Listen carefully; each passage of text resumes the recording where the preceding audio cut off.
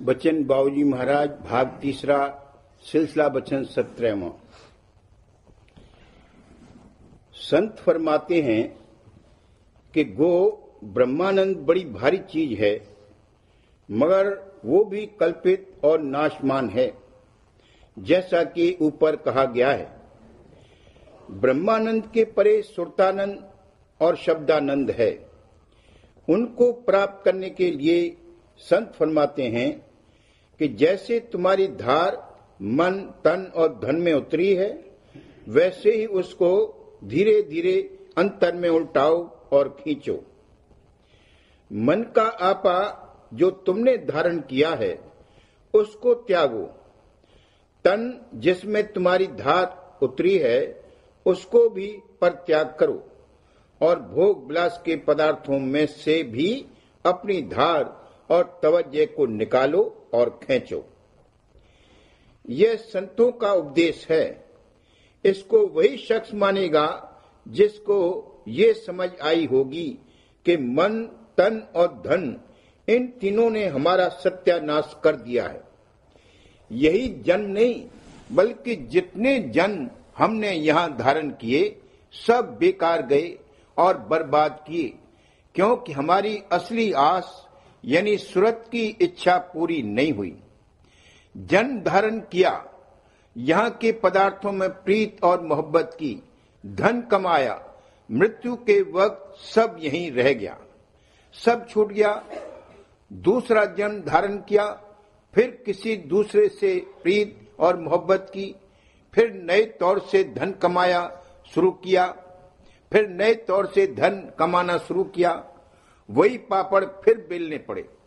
यहाँ के पदार्थों में सुख ढूंढता है, मगर नहीं मिलता। मिलता है तो बहुत कम और बहुत कम देर के लिए, फिर दुख भोगना पड़ता है। कभी रोग, कभी शोक, कभी भय और कभी चिंता सताती है। कुछ नहीं है, मगर ख्वामख्वाह भय और चिंता हो रही है, जान सूखी जा रही है। मतलब ये है कि सदा त्रिताप लगे रहते हैं। हमारा सबसे भारी दुश्मन मन है। ये हमसे गुलामी और बेगार कराता है। ये कल्पना और फुरना उठाता है और उसके माफिक हमसे काम कराता है। यही हमको फंसाता है। मन काल के अंश है, खुद काल है। तन हमारे लिए जेल खाना और पिंजरा है। जैसे जानवरों को फंसाने के लिए दाना डाला जाता है, उसी तरह से धन हमको फंसाने के लिए दाना है। जब अपनी ऐसी नजिस और नाकिस हालत मालूम हो, तब संतों का उपदेश सुनेगा और मानेगा, वरना संतों का उपदेश कोई नहीं मानेगा। संतों ने फरमाया कि तन, मन और धन को त्याग करना तो बड़ा मुश्किल है। पहले कम से कम इनसे तुम्हारा चित्त तो उदास होना चाहिए। अगर इनसे चित्त उदास नहीं हुआ तो फिर कुछ नहीं हो सकता। जिनको इस संसार का नशा चढ़ा हुआ है और उसमें गर्क हैं, उनके लिए संतों का उपदेश नहीं। जो जगत की कामना के मारे हुए हैं, उनके लिए संतों का उपदेश नहीं है। संतों का उपदेश उनकी समझ में नहीं आवेगा। संत मत के अनुसार परमार्थी के लक्षण नीचे की कड़ियों में बयान किए गए। विषय से जो होए उदासा, परमारथ की जामन आशा। धन संतान प्रीत नहीं जाके, जगत पदार्थ चाह न ताके। तन इंद्री आसक्त न होई, नींद भूख आलस जिन खोई। बिरह बान जिन हृदय लागा, खोजत फिरे साध गुरु जागा। भेग धार पाखंडी होई, साधु जान करे हित सोई। ऐसी करनी जाकी देखें, आप आए सदगुरु तिस मिलें। यह सदगुरु को क्या खोजेगा, वो आप आकर इसको मिलेंगे। ये उनको खोजने नहीं गया, बल्कि वो आप यहाँ आए और अधिकारी परमार्थियों का उद्धार करके निज धाम में ले गए और ले जावेंगे। अधिकारी हंस जीव हैं, बाकी काग जीवों पर बीजा डाल गए और डाल जावेंगे कि कभी उनका भी नंबर आवे। जैसे छोटे लड़के बालू के लड्डू बनाकर खेलते हैं और उनकी बड़ी कदर करते हैं, मगर जब उनको ये मालूम होता है कि अब ये अवस्था ऐसे खेल खेलने की नहीं है, हमको पढ़ना चाहिए, तब वो पढ़ने में लग जाते हैं और बालू के लड्डुओं को जिनकी पहले बहुत कदर करते थे उठाकर फेंक देते हैं। उसी तरह से जिसको ये मालूम हुआ कि मन हमारा बड़ा भारी दुश्मन है और तन हमारे लिए पिंजरा है और यहाँ का धन और पदार्थ हमको फंसाने के लिए दाना है, तब इनसे ऐसी घृणा उत्पन्न होगी कि इनको उठाकर फेंक देगा। जो कदर धन की पहले करता था वो अब नहीं करेगा। यहाँ के पद पदार्थ, धन संपत्ति वगैरह से इसकी तबीयत घबरावेगी।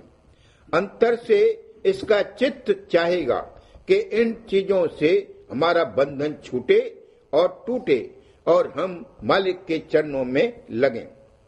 मन, तन और धन में जो इसकी धार उतर गई है वो तब लौटने लगेगी और ये अंतर्मुख होगा। अंतर में मालिक की दया की धार से मेला होगा और कुछ कुछ चरण रस प्राप्त होने लगेगा। तब मालिक के प्रति प्रेम आवेगा, जोश पैदा होगा और उमंग उठेगी। उस जोश और उमंग में यह बेदरेक दोनों हाथों से धन लुटावेगा, मालिक पर न्योछावर करेगा। धन में इसका बंधन तो रहेगा ही नहीं, वो तो इसके लिए धूल है, सो धूल की तरह उड़ावेगा और खुश होगा। ये भेंट है और यही असली भेंट है जो मालिक को मंजूर है, और कोई भेंट मालिक को मंजूर नहीं। भेंट क्या है? उमंग का इजहार है। केवल उमंग का इजहार ही नहीं बल्कि उमंग की बाढ़ है। उमंग बढ़ते बढ़ते इस कदर उसकी वृद्धि हुई कि अब हृदय में समाती नहीं बल्कि बाहर निकलती है। तब बिना किसी किस्म के सोच विचार के कि मुझे इसके एवज में क्या मिलेगा, आया फायदा होगा या नुकसान होगा या क्या होगा, भेंट करने वाले को हृदय अंतर में उमड़ता है और जो कुछ उसके पास है वो मालिक और गुरु के चरणों में लाकर लौटा देता है और बहुत मगन होता है और भी उमंग उठती। इस भाव में कोई चीज या रुपया वगैरह अर्पण किया जाएगा, वो भेंट होगी और मालिक अपने अंग लगावेगा। वरना चाहे 1000 रुपया लाकर दे दो, अगर ये अवस्था और भाव नहीं है तो वो भेंट मालिक के अंग नहीं लगेगी, यहीं रह जाएगी, उसके अधिकारियों को पहुंच जाएगी और बढ़ जाएगी। भेंट कोई सौदा नहीं है कि हम इतना रुपया देते हैं, इसके एवज में हमको क्या मिलेगा। जैसे एक दुकानदार महावीर जी को 5 रुपया चाहता है और कहता है कि मेरा लड़का पास हो जावे। इस तरह की कल्पी हुई और आरती भेंट मालिक को मंजूर नहीं। क्या मालिक दिवालिया हो गया है या उसके यहाँ रुपए और धन की कमी है जो तुमसे पूरी करेगा? जो लोग ये समझते हैं कि हमने रुपया देकर मालिक को खरीद लिया और जो चाहे सो मालिक से करा सकते हैं, वो सख्त नादान है। मालिक रुपए से नहीं खरीदा जा सकता है। तुम जो चाहो सो मालिक से नहीं करा सकते हो। बाहर में यहाँ की रीति के अनुसार बरत दिया जाएगा, वरना कुछ नहीं होगा। मालिक खरीदा जा सकता है सिर्फ प्रेम से। प्रेम जो चाहे सो मालिक से करा सकता है। मालिक प्रेम के वश है। कहने का मतलब ये है कि रुपया या कोई चीज जो भी भेंट की जाए श्रद्धा पूर्वक और भाव सहित अर्पण करना चाहिए और रोज करना चाहिए। इससे अब कोई ये कहेगा कि लोग लोभी और लालची हैं, अपनी भेंट कराना सिखाते हैं। सो ये बात नहीं है। वाणी में फरमाया है, गुरु नहीं भूखा तेरे धन का, उन पे धन है भक्त नाम का।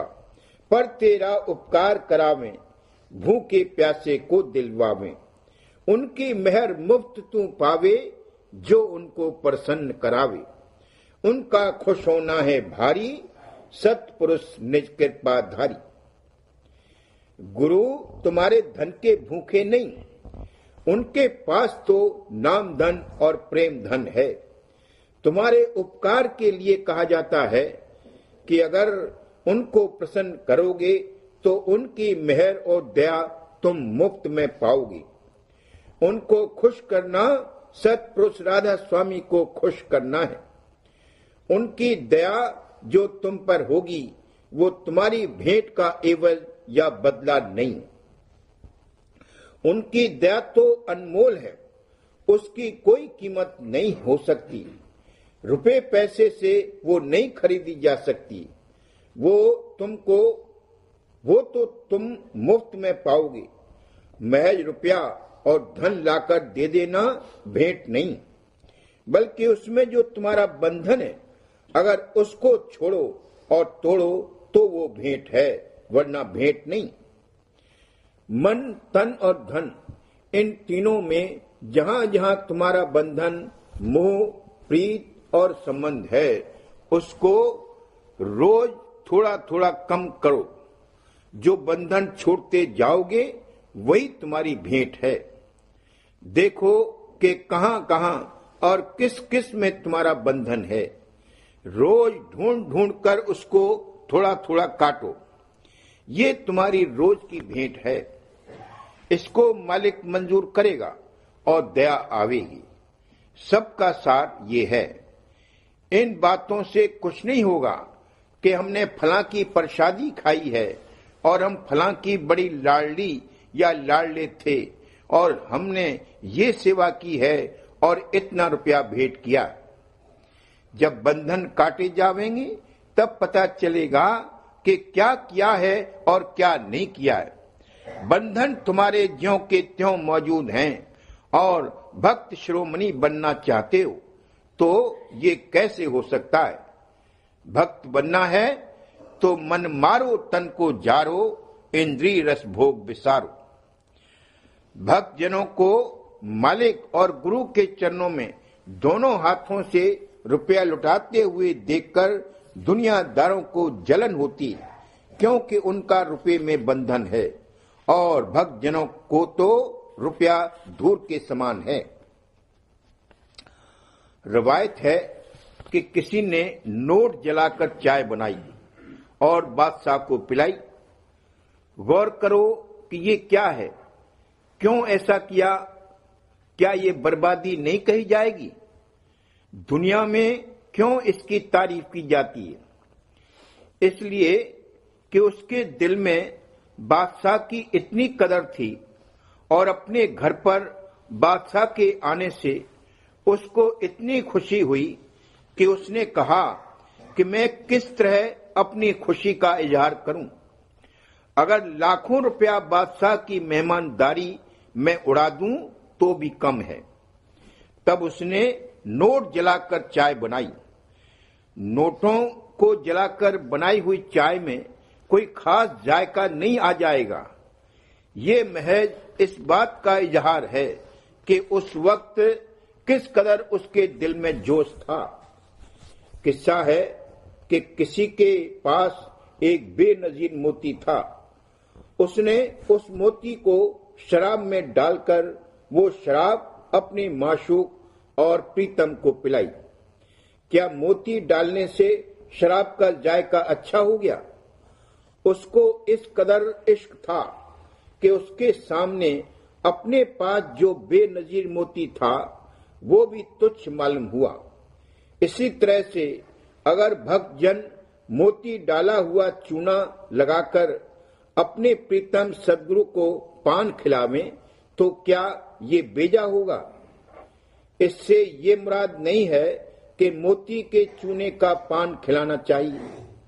कहने का मतलब ये है कि अगर दुनियादार अपनी तारीफ के लिए ऐसा करते हैं तो भक्त अपने गुरु और मालिक के लिए धन बहा दें तो क्या वो रवा नहीं है? उसको पता भी नहीं है कि मैं रुपया लुटा रहा हूं। वो तो कहता है कि क्या वारू गुरु पर आई, तन मन धन तुच्छ दिखाई, सुरत अंश तुम्हारी प्यारी, अब सर्वस हुई तुम्हारी। दुनियादार इसको क्या समझें, पहले वो इसके हकीकी तो पैदा हो। ऊपर जो कुछ बयान किया गया है वो सब आदर्श यानी आइडियल है। हर एक भेंट करने वाले में ये भाव आता है या नहीं, या कितना आता है वो और बात है, मगर इसको पेश नजर रखना चाहिए। देखा देखी नहीं करनी चाहिए। देखा देखी से भक्त शिरोमणि नहीं बनेगा। भक्तों की तो किस्म ही जुदी है, उनका निरालापन और अलबेलापन और ही है। भक्तों के लिए सब कायदा है और कोई कायदा नहीं। वो श्रृंगार करें तो कुछ नहीं, और न श्रृंगार करें तो भी श्रृंगार है।